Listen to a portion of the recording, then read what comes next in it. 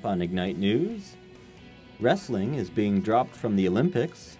It's pure who has trained harder, who's put more heart into it, and there's no sports really left in the Olympics left that are like that. Mohawk prepares for International Women's Day. They've got to realize and they've got to fight for what they believe are their rights. And thousands flocked to Dundas for hot chocolate. Anytime you see a young person that's trying to do something positive, you know, I'm a guy to support it. Those stories and more, now.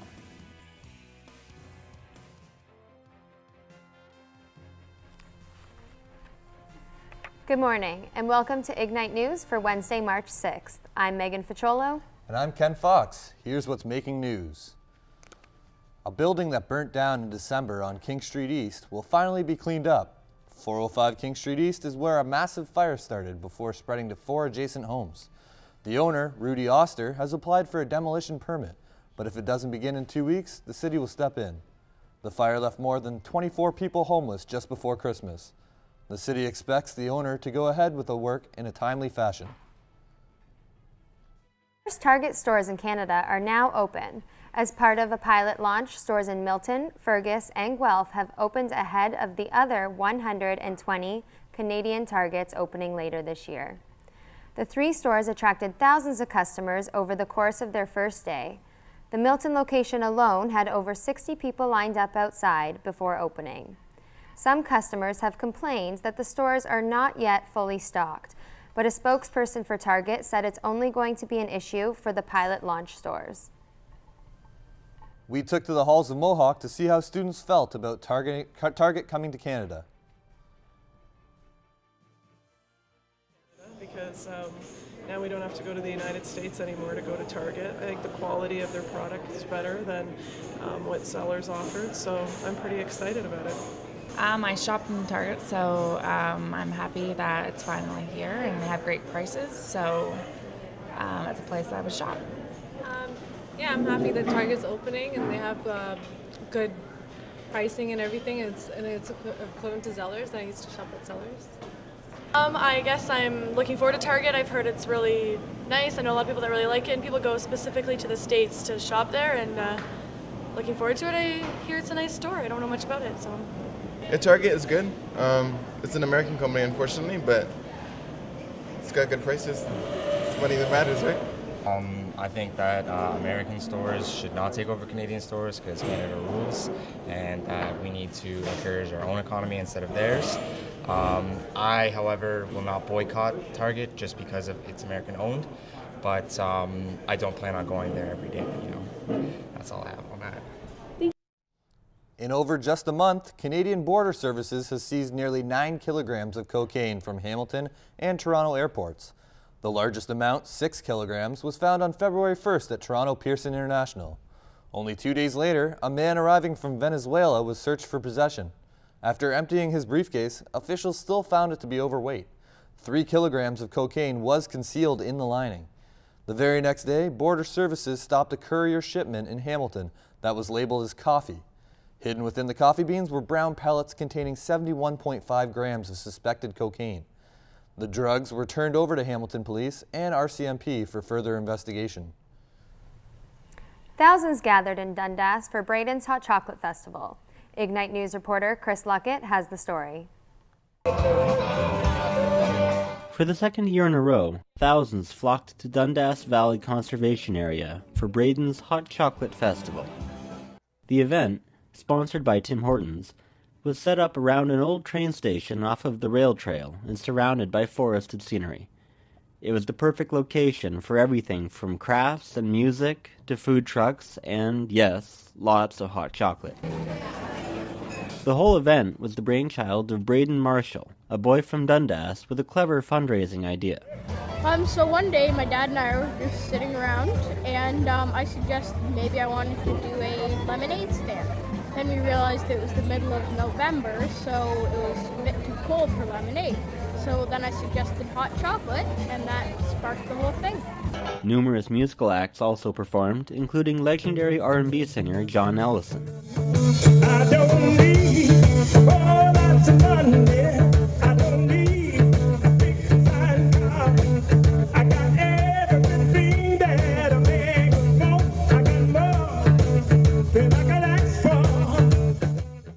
John got right on board with Bradens' idea.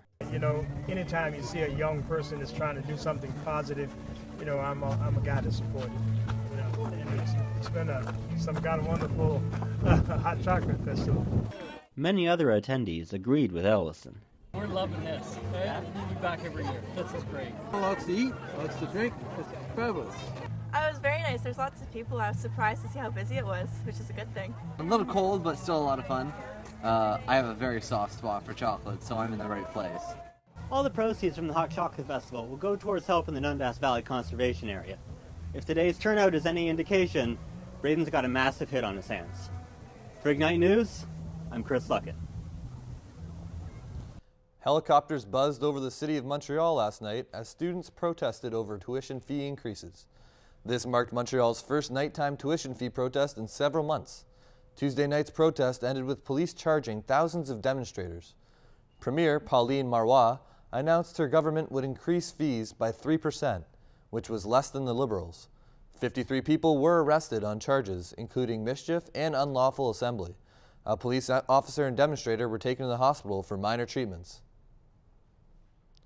North Korea has threatened to cancel the armistice agreement that ended the Korean War in 1953. The military of Pyongyang, which is the capital of the Democratic People's Republic of China, said it will cut direct phone links with Korea. North Korea's threat comes in the middle of new international efforts to restrict its weapon program. Obama administration has said the U.S. and China have reached a tentative deal on a resolution to this problem. Venezuelan President Hugo Chavez has died at age 58. Chavez has been battling cancer and had recently returned to Venezuela after cancer surgery and 2 months of treatment in Cuba.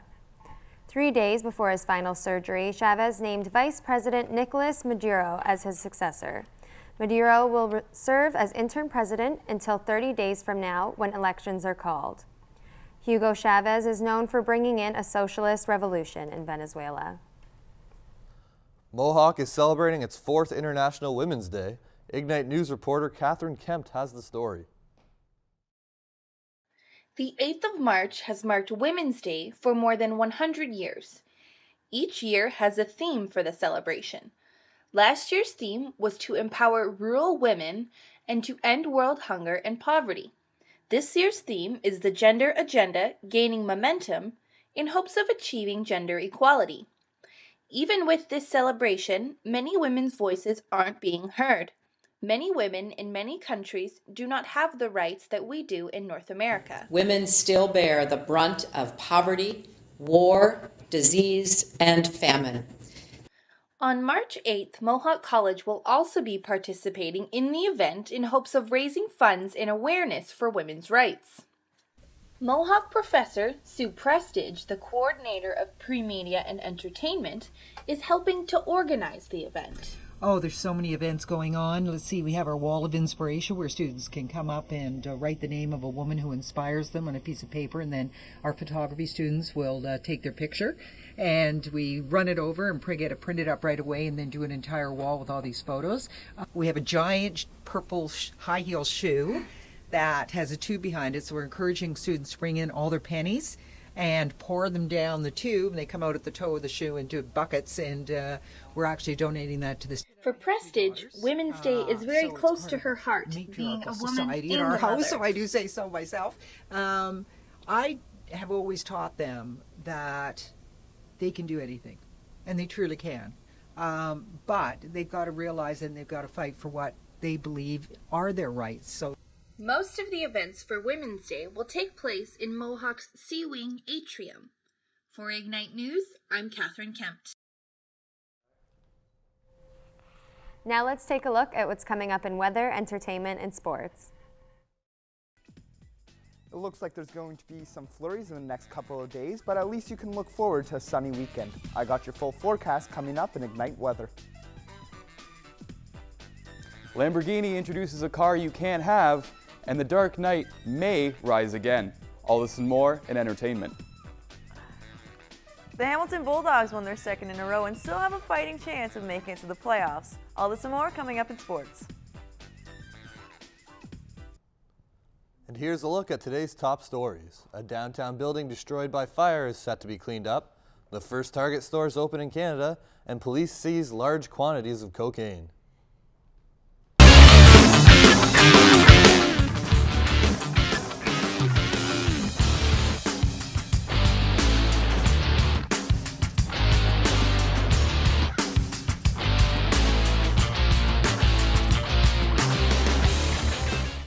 Here in Hamilton, it's partially cloudy with sunny breaks sitting at 1 degree.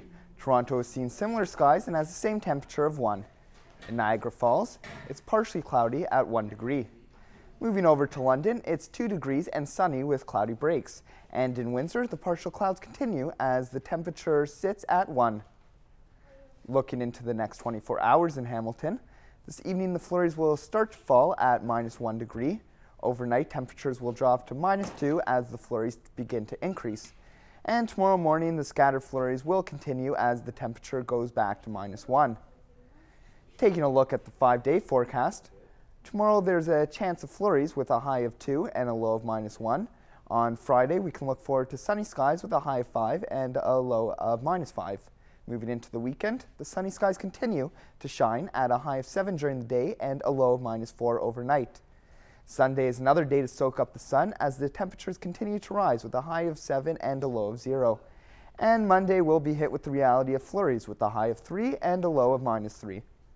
And that's all for your weather. Let's check in with Mickey for your entertainment update.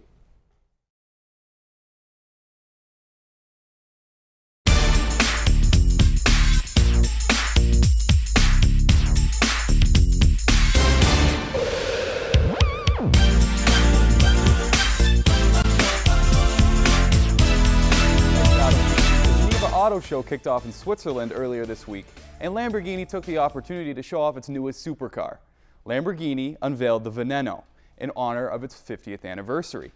At 750 horsepower, it's also the most powerful road car the Italian car maker has ever produced. If you're thinking of owning one, you're out of luck.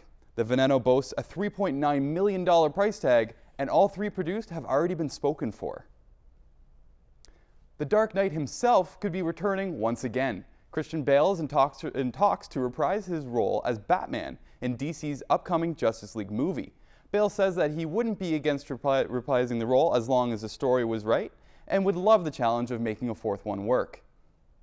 It's rumored that Christopher Nolan will oversee the project as well, as Warner Bros. Allegedly wants the film to be set in the same universe as the Dark Knight trilogy. Everyone's favorite Tomb Raider, Lara Croft, is back in action. The series reboot has finally been launched and has received great reviews thus far. Both IGN and Game Informer have awarded the game with a score of over 9 out of 10.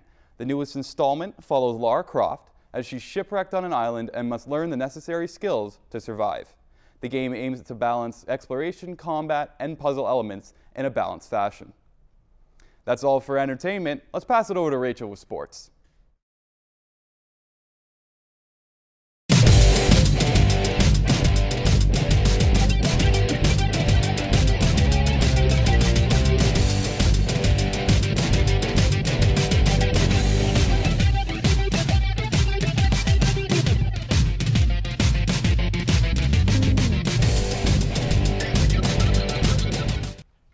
Thanks, Mickey. The Hamilton Bulldogs defeated the Abbotsford Heat 2-0 at Copps Coliseum. Playing without their top scorer, Gabriel Dumont, who was recalled to Montreal, the Bulldogs managed to win their 2nd in a row. Newly acquired goaltender Dustin Tokarski has posted back-to-back shutouts for the club. The Bulldogs are currently 11 points out of a playoff spot with 21 games left to play. Staying on the ice, the Montreal Canadiens lost to the New York Islanders 6-3. The Isles won for only the 4th time in 13 games at home. John Tavares added his team-leading 14th goal in the win. For the Habs, this is the first time since February 9th that the team lost in regulation. Despite the loss, the Habs remain first in the Eastern Conference. The Chicago Blackhawks defeated the Minnesota Wild 5-3, setting a franchise record with 10 straight wins. Marian Hossa scored the game winner after being honored for playing in 1,000 NHL games. With the win, the Hawks continue their point streak to 23 games. The team is still not lost in regulation all season and remains atop the NHL standings. That's it for me with sports. Let's pass it back to Ken and Megan. Bunnies have invaded the Holy Land. Israelis can now read Playboy for the articles, as the magazine is now available in Hebrew. Playboy has been available in Israel for years, but this release is more local, using Israeli models and articles by Israeli writers. The reception of the magazine is still unclear due to religious views from Jews and Muslims. And that's all for your news for Wednesday, March 6th. For more news coverage, check out our website at ignitenews.ca. I'm Megan Faciolo. And I'm Ken Fox. Thanks for watching, Mohawk.